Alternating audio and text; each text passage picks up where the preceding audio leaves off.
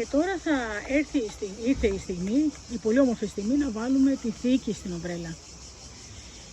Αντιλαμβάνεστε το ύψος, το οποίο είναι, ξεπερνά τα 2,70 ή εκεί τέλος πάντων, γύρω στα 2,70.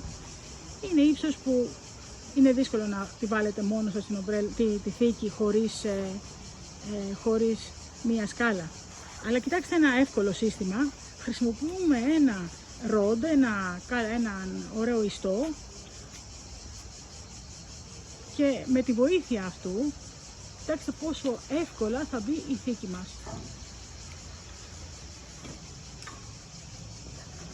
Κοιτάξτε πώς τελειώνει αυτό. Εμένα μου θυμίζει αυτό, αν δεν είναι αυτό δηλαδή, που έχουμε στη ντουλάπα μας και βάζουμε τα ρούχα μας.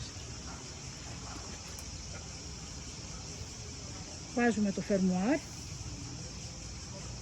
από κάτω, έτσι, και όταν φτάσουμε στο σημείο τέλος πάντων που δεν φτάνουμε, έρχεται το μαγικό ραβδί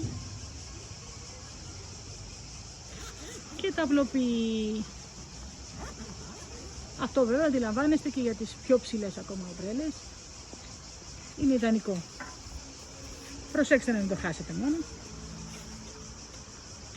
Να το έχετε σε σημείο. Αυτό είναι πτυσσόμενο δε και κλείνει. Γίνεται 1 μέτρο. Με αυτόν τον τρόπο και φυλάσσετε καλύτερα, αλλά και χάνετε εύκολα. Προσοχή.